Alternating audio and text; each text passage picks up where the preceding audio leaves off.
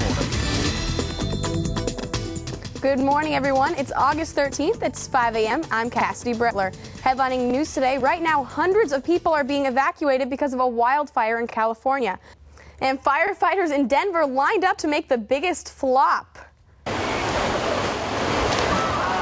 Ouch! More than a dozen of the town's bravest showed just how fearless they are in the 13th annual belly flop contest.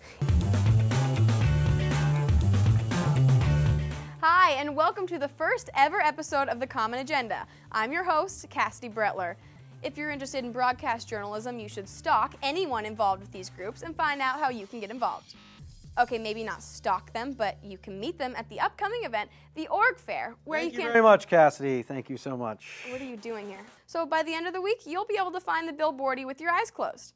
Okay, maybe not that well, but you won't find yourself sitting in a room by yourself for 15 minutes, like I did. This is not dating on demand, Matt.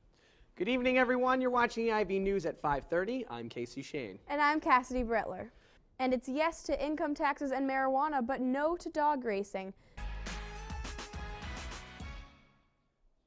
Hey guys, welcome back to the Lion's Den. I'm Cassidy Brettler. It could be an awesome way to get some exercise and meet some great people. They won 4 games total last year. Now, like you said, they're on a 5-game winning streak. It's crazy. They didn't look too good last year, but you know, if you start at the bottom, there's only one way to go. Pete Carl, he's leading the Lions in every category: offense, defense, and pitching. Thanks for watching the Lion's Den, where Emerson sports are always the main event. Here at the new Seahawks training facility, fans are having a lot more fun than normal, because for the first time in Western Washington, they can watch the team practice right before their eyes. Here at the Georgetown Ballroom, techies are battling it out in an intense game of ping pong. The 2009 Wassel test scores have just been released, but State Superintendent Randy Dorn is focusing his efforts on the more than 18,000 high school dropouts. Behind me, passengers aboard this Boeing 757 are experiencing the new and easier way to fly from Seattle to Iceland. Firefighters here at Mountain View Fire and Rescue have been extremely busy. Brush fire after brush fire after brush fire, even after the 4th of July. So, you didn't know we could go out here? People of all ages arrived at the beach to find a lot more than they bargained for.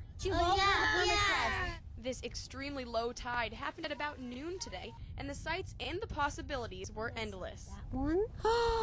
Look at what's living inside 2 little periwinkles. Almost 100 species of creatures could be spotted, including the moon snail, whose collar can hold up to 500,000 eggs. With the lowest tide of the year, people are finding all types of sea life, and if you look closely enough, you might even find a sea star. Oh, what do you have there? But if you want to catch these creatures, you better act fast. This low tide won't last for long.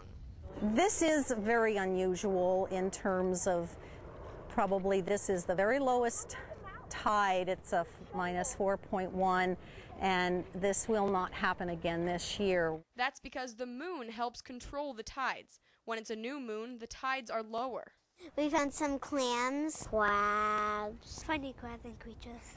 Beach naturalists are using this rare sight as an opportunity to teach these curious onlookers how to treat the sea life around them.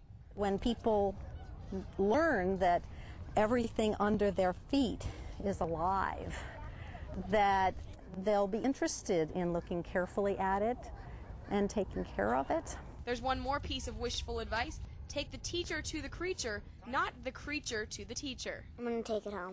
For these youngsters, all this scientific talk means one thing: more sand and animals to play with. Yeah. Quinn Brettler, Q13, Fox News.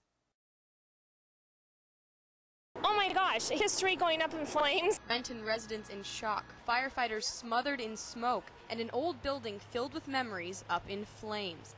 This building at 3rd and Wells has been here in downtown Renton for over 100 years. But since 7 tonight, we've seen the future of this historical building change dramatically.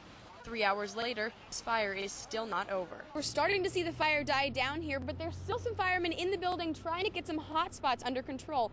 They're thinking they'll be in there for a couple more hours, and they still don't know what started the fire. Crews think it started in an apartment upstairs, then spread through 3 stores in the building: a cupcake and coffee shop, the comic den, and a lock and vacuum store. Firefighters tried to go through the roof first, but the old architecture made it a lot harder than they expected. It's an old building, been around for quite a while. It's got lots of very interesting construction challenges, so we're just doing our best. Crews, forced to take an alternate route, broke down a door to get in. The intense scene shocked the owner of the cupcake shop. I wasn't worried till I got in there and I saw this bellow of smoke mushrooms, smoke over the building. Crews might be expecting a long night tonight, and we just talked to a couple of people who lived in the apartments upstairs, and they're expecting a long night too. When you go out back, you could see the flames and everything. Yeah, it was pretty scary. Yeah. Pretty intense. It's a sad day for people here in Renton, and for a town that could lose a piece of history forever. Just sad. It's very sad because they're redoing, the face of Renton downtown, but this wasn't their plan. Quinn Brettler, Q13, Fox News. This is a scrapbook that I made of our daughter. As each page turns, as the painful memories unfold, Barbara Guernsey remembers her daughter Donna. The articles from different papers, various papers. For years, Barbara collected news articles about her daughter's murder. It's something the whole family can't forget. Her killer has never been caught. You wonder, why did this happen to us? On the morning of November 8, 2001, Donna Osteen took her daughter Morgan to piano lessons. When Donna didn't pick her up, the teacher drove Morgan home, and that's when they made the gruesome discovery. Through the door, for a split second, I saw a puddle of, now I know that it was blood. Morgan stayed downstairs, while her teacher and a neighbor's landscaper looked upstairs. There, they found Donna on the floor, stabbed multiple times and bound by duct tape. Her hands were placed behind her back and taped very neatly. Donna's husband Rich was at work when he heard the terrible news. When I got there, there was the police and the fire. There was an ambulance, so I went to the ambulance, but she wasn't there. She was still upstairs because she was dead. He believes Donna knew her killer. I think it was premeditated because whoever came to our house brought his own duct tape, brought his own knife, because there was no knives missing from the house. None of the duct tape in the house matched the tape that was used to tape my wife's hands. Donna's sister Shirley remembers the awkward phone call she had with Donna moments before her death. All of that just sort of put a little chill down my back because I know that I had just talked to her. Donna's two children, Morgan and Keelan, were 11 and 13 at the time, and they live every day missing their mom. It's a hard thing to go through, and nobody realizes it. Nobody cares. Nobody stops to think. That one day changed Morgan's life forever. People know me as an angry, forward person, and I think I'm a lot like my mother in that way, but I think I gained a lot of it through the anger towards just everything, losing my mom and never having an answer, never being able to say anything, and no one ever really cared. And the whole family hopes that someday they'll figure it all out. He deserves justice. I at least want to know who it was and why. For Barbara, solving the case would finally bring some closure. It would help all of us, yes. It would help to know, because my husband and I, we're 85 and 86, and we just would like to see something resolved in our lifetime. Quinn Brettler, Q13, Fox News.